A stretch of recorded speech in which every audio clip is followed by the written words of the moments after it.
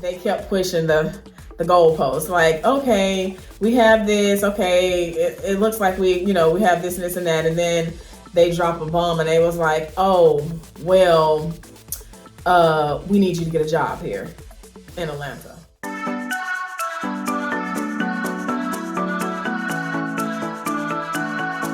Speaking of testing emotions, she had a transaction, a new construction transaction.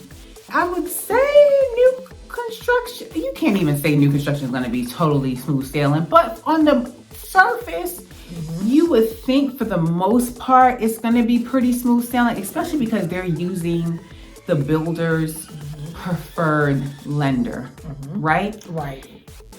So I'm going to hop in here if you want to take it back, but this is where I'm seeing it. So things are going pretty smooth. You have buyers that are relocating from another state.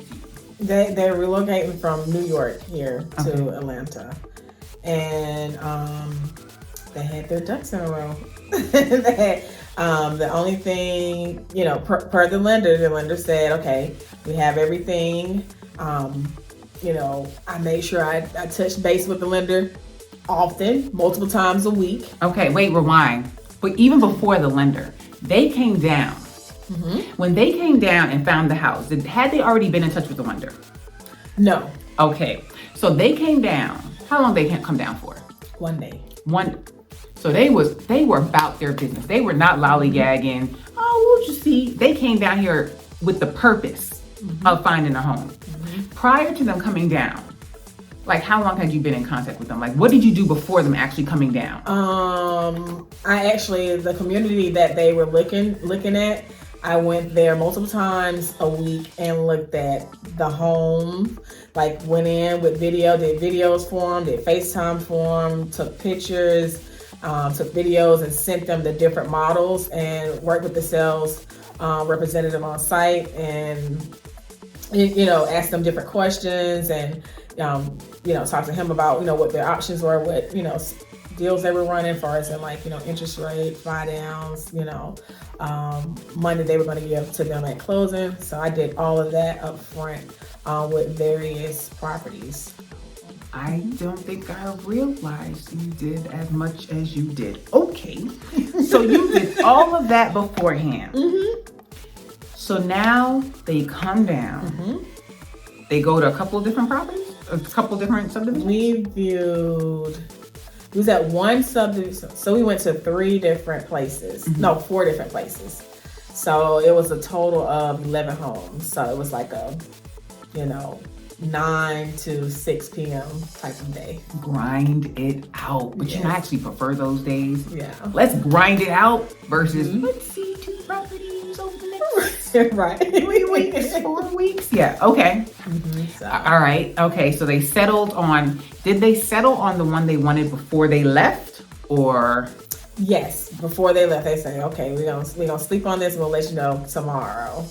Before they boarded and went back, got on the plane and went back to New York. Okay. So, and the property that they settled on was last minute. Hey, can we go see this as we go to the last community? Oh, so this was not a community that you had checked on before? Oh, okay. Yeah. They found it, or you found it? They found it. That could be a little message right there. Message. There's a reason why they find it. Right. If I, your agent, didn't send it to you, there may be a reason. Yeah. Oh gosh, we're gonna come back there. They decide to move forward on this one. You connected them with the lender. They get approved. Things are moving. You said you were reaching out to their lender several times a week. So between the time that they got into contract until the time that they're supposed to close, how much time are we talking about? It was about 20 days, 21 days. So this is going to be a relatively quick closing. This house is done. Yeah, it was already done. This house is done, which even that should have gone pretty smoothly. The house is done. You don't have to wait a long time. It started when I asked about the CO, which is the certificate of occupancy that you have to have to be able to occupy a new construction home. How far out from closing are we? At this point, it was, I want to say 2 weeks. Okay, so Closing. 2 weeks before closing. Is closing scheduled?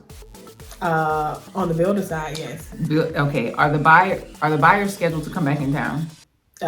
Yes. So they have already booked tickets. And they're scheduled to come back in for orientation? Their final orientation and closing. Okay. All right. So issues with CO. What's the builder saying? Oh, we're waiting on them to come out to do the to get us the CO. We're just waiting on them to come out and inspect, and then we'll have the CO. This raised red flags with you. Yeah, because you're not new to real estate, you come from the closing side, and partly because you have common sense, because this house had been under contract before. Because I remember you contacted me like, why don't they have CO yet? This house was already in the contract. What ended up coming out of that? Like they got on it because I was on them constantly. I was like, there's no reason why this house has been built for a year. There's no reason why you do not have a CO at this point. If the house has been up for a year, you should have a CO in hand. So that means they didn't do whatever they need to be done to actually pass inspection to receive the CO. Can we drop a kudos right there? We're gonna drop a kudos right there because agents, she was licensed last year. So technically she's a newer agent, but she's about her business. People you are working with do not know that you are new unless you show them or act like you are new and timid. Nobody wants a timid agent. A client does not want to work with anybody that they feel does not know their job, does not have their back, My first client to this day does not know that they were my first client. So put that confidence forward and you will be good. So kudos to you. Like you was like, I was on them. I'm calling them. I'll get yes. Okay. All right. Great. So they got with it. They got on it. So after that, followed up with the lender again because I constantly follow up. He's like, "Oh, we're good to go. We just have 1 or 2 conditions that that needs to be met, and we're good to go." And then they waited to like the week before closing to do a verification of employment, and on one of the clients and my clients, and they couldn't get it. It took forever, and then when they finally got it, they were upset that it wasn't what they thought it was, and they restructured the loan wrong to begin with because it wasn't supposed to be under them. It was supposed to be under the other client. So it was 2 of them, a couple. So they restructured the loan wrong to begin with. And however, if you are a lender, you should be doing an initial verification of employment at the beginning once you go up on the contract. Once you receive the contract, you're supposed to be within 72 hours verifying their employment. See, that's my problem. And this is why, as agents, you have to make sure the lender partners that you are working with, you have to vet them. Because, listen, we already got enough to do in our field. When I refer a lender, I am trusting in the lender to do their piece. How I'm supposed to be doing my job and your job too. And this is the builder's preferred lender. Also, tip for new agents, lenders are just like new agents. Or new lenders are just like new agents. They get in the business, what do they start doing? They start reaching out to new agents. Hey, can I take you to lunch? Hey, can I buy you some coffee? Hey, can I get in front of you? Can I send you these? Listen, they have not a lick of experience, so they trying to test it out on you. And everybody deserves a start, but for my lenders, you're not about to get your start with me as a new agent. As a new agent, you need to be working with somebody that's experienced. A new agent and a new lender, that is not a good recipe, or it's a recipe for disaster. Now, if you have a lender that has what do you call it, mentor or somebody that's holding their hand and walking them through the process, that's one thing. But you need to ask those questions. And most new agents do not ask the question. How long you been in the business? How many deals have you closed? What kind of deals are you closing? Ask those questions as a lender. But that's sidebar, because this one is preferred lender, because he's apparently had, I still don't understand how this happened with this preferred lender. Okay, so now I remember when this was going on. I felt for you, Jeanette. You was stressing. You was trying, but I know this was stressful at this time, because at this time you're like, I don't know if we're gonna be able to close. I don't know what's gonna be happening now. So what's going on? Are they trying to figure it out? What are all the parties saying? So basically, after that happened, they we asked, can you restructure the loan? Can you take the second person off and qualify her by herself? Can you just go through the process and qualify her by herself? And they were like, well, we don't know about the debt to income ratio. And I'm like, what debt to income ratio? I was like, she's squeaky clean.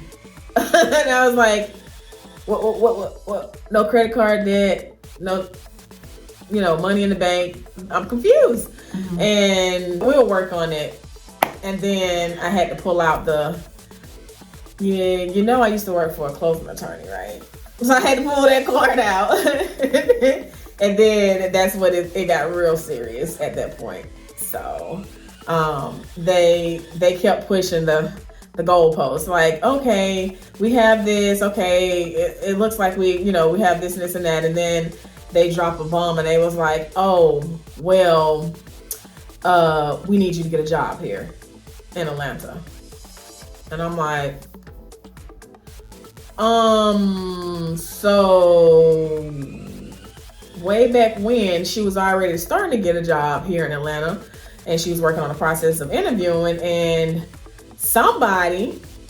she told me that the lender told her that she doesn't need to do that. But the lender came to me and said, oh, I didn't tell her not to get a job down here. I told her to keep her job where she was at. She has to have a job in order to qualify for the loan. But he said he never said that. And so she, obviously, somebody told her this because she stopped that process initially. That's when it exploded. However, whatever they asked my client for, it was some crazy stuff they were asking her for. Whatever they asked her for, she produced. Every single time. Yeah, that was every single time. They wanted to, they were like, can we get a copy of your mom's lease? We want to make sure that you're not paying, her rent. And that was like, and all the years I've been on the other side of real estate, I was like, I've never heard a lender ask for that. Ever. Like, it was just crazy.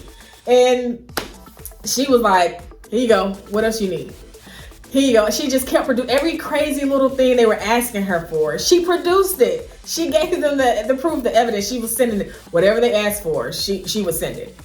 And they even asked her to show proof that she was terminating her lease in New York to move down here. She produced that. So it was just, they kept moving the goalposts. They kept moving the goalposts. And finally they was like, okay, well, you need to get a job here. Well, the day we were supposed to close, she went and did a phone interview, got hired on the spot, and got the offer letter that exceeded what they said she needed as far as an income. And they still did not close. What was their reason at that point? They didn't have a reason. By law, they didn't have a reason. So they kind of did this waiting game where they, was talking to the builder's agent. And the builder's agent was like, well, what are we going to do about this? I can't, I know this was going on behind the scenes because I can tell how they were moving. Like, the lender wouldn't, because she asked, I asked, can we get the terminate? Can we get the denial letter, please? Can you send over the denial? But because there was no reason, there was no way you could deny her because she met all of the qualifications. She produced the offer letter you asked her to that exceeded what you said she needed to make. Then she said, she would pay off something. So she was just, she would pay off her vehicle. That was the only thing that she had. And you still was like, well, I don't know. And then it just went silent. And then a couple of days later, the listing agent, hey, can you sign a termination? If you don't sign a termination today, you're going to lose your $1,000 earnest money. Well, my client didn't want to lose any money to begin with. She was already in appraisal and home inspection. So she was like, she signed it. Soon after she signed it, guess what she received? Her denial letter from the lender after she signed the termination. What was the reason on the denial letter? It said something about couldn't obtain employment. Okay, 2 things.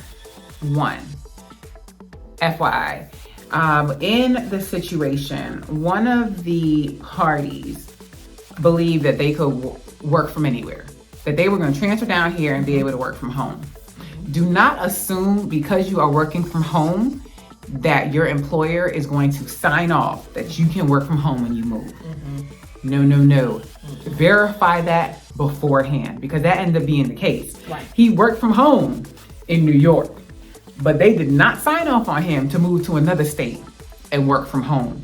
So before you make a big move like that, you want to get that in writing from your employer. That happens a lot, especially with a lot of people working from home. 1. 2, I am going to bring up a not so comfortable memory. Add to the list of I don't know if you're gonna call them unprofessional or just things that just were not going right in this situation.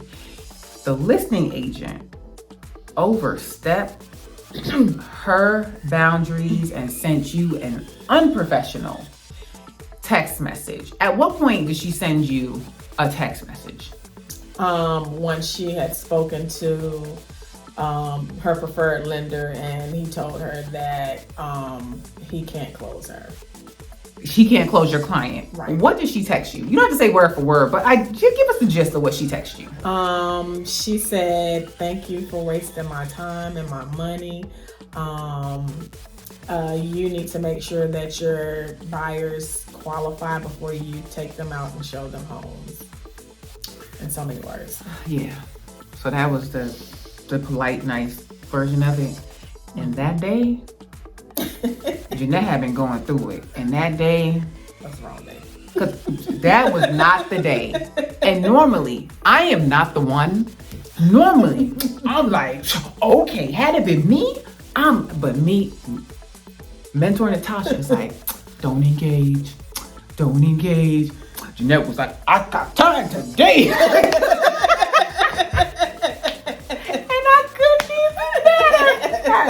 Because she truly overstepped her boundary with that one. Like, you don't do that. Especially in real estate, because that's one thing in real estate. You never know when you're going to come across another agent again. So there were so many other ways for her to handle this. It was unprofessional. So unprofessional. What I don't understand, and I know people watching this video are going to have a lot of assumptions about why this went the way that it did, right? I still don't understand why, because they needed to sell the house. I don't know if this house is sold at this point, but the house already is still not sold. She reached back out. Hi, did your client get the job? Guess what I said? Crickets. Nothing. Because we're going to get there, because the clients have closed somewhere else. We're going to get there. But I'm like, why did y'all just sabotaging y'all operation? And there's going to be, I don't have to say it without saying it. Some people are going to be thinking like, I see what was going on there. Like, I have a client that moved into that subdivision, closed. I also know of people that had a hard time with this builder and this subdivision. So I wasn't too surprised. I remember when you reached out and asked me about it, I was like, oh, I didn't see it going this way.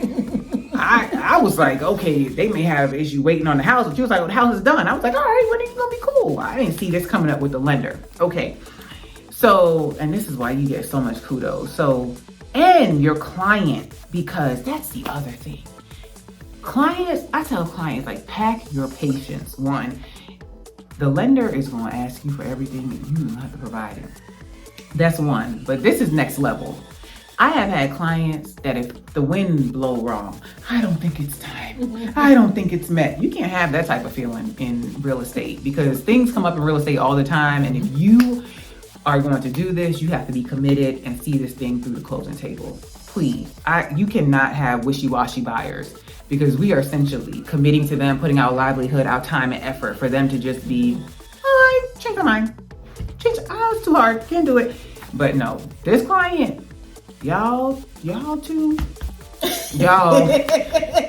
saw this thing through. So after this, did she have moments of, it's not gonna happen? Mm-hmm, she did. And this is your counselor, because she be counseling me. So I'm the mentor and she be counseling me, but go ahead.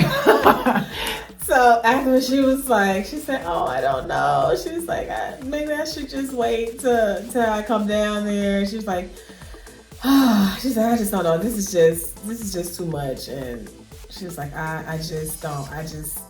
this is just too much. This was just blatantly wrong. And I wouldn't have blamed her. Yeah. I would not have blamed her. So yeah. And so I said, well, can we go back to your first choice? Because you looked at 7 homes in this one community. So you all love one of the models. And she said, okay, let's go back and look at the model, one of the model homes. I said, okay. So I went back out again. I'm blown away by you with my too. Video. Okay, the first time you initially saw it, it was just framing up. So went back in and got some more video with the sales rep. He was like, he was so awesome. Went back in, did more video, and he was like, okay, this is gonna be here, this is gonna be there, and it started to. It was almost to the end of that being that particular one being finished, and they were looking online, they were looking at it, and I was like, okay, we're gonna choose this one or this one, and he's like, well, I got another one, so I did video. He left it open one night for me, did video. And the backyard, it wasn't gonna work because she wanted the garden. So it was a hill. She was like, nope. So we went back to the initial one she fell in love with when the framing was up and she couldn't see it. And that's the one she ended up choosing. And she loved it. Yeah. Okay. So okay. It was, yeah. Wait. Before we go here, between the denial from here and saying, all right, let's go back to your first one. Mm-hmm. How were you here? Because you are a very positive, uplifting, encouraging person. You always have a good word. Did you have the moment of, oh, I cried. I boo-hooed. Okay. I cried. I boo-hooed. Cried some more, boo-hooed. And I was like, okay, Lord. Pick yourself back up. Okay. So yes, that is Jeanette's ugly side and real estate story. Man, you had so many components in there, all mixed up in one. And on the positive side, you were like, I got it out the way early. So yeah, I'm so happy for you, happy for your client. Yeah. I feel like they got an even better home with a better builder. The house is gorgeous. Gorgeous. Yeah, it worked out. Hindsight is 2020, but going through it, not knowing if you were gonna close at all, but hindsight, it makes you it makes you an even better agent, because going forward, you know what to ask, you know what to look out for with lenders. I bet you somebody else bring you that builder name again. I'm running. Like, nope. Wow. So thank you for sharing that story. Yeah, I also wanted to get your insight on that, because I work with a lot of people that are relocating, and that is not an instance that I have had come up. Like, and I've been in the business 12 years. So that's another thing with real estate. You cannot even say, I've experienced it all. It's always Unpredictable. Unpredictable. that word. Unpredictable. Unpredictable. But it's still a wonderful industry, wonderful career, wonderful to help people. But again, as long as you know what you are signing up for. So I want to thank Jeanette Franklin with PYP Realty, Pack Your Patience Realty, and she sure did that. Please give this video a thumbs up and thank Jeanette for sharing her story today, because I know you got something you learned from it. I truly believe us sharing with each other helps us be better, do better, and learn from each other's experiences, mistakes, examples, all of that good stuff. If you want to get connected with other agents, join my Facebook group. It's called Better Connected in Real Estate. There's a link down below, and this is a group where you can bounce ideas off of each other and just have some connections, because there are actually people in real estate that do not have anybody to have that kind of connection with. So we're going to sign off here. I'm going to let Jeanette go home. She's had a long day, but I appreciate her for, again, sharing. Go ahead and check out our other video that we did about the closing process. Again, give this video a thumbs up. Check out the podcast, and I will see you in my next video. Have a positive, peaceful, and productive day.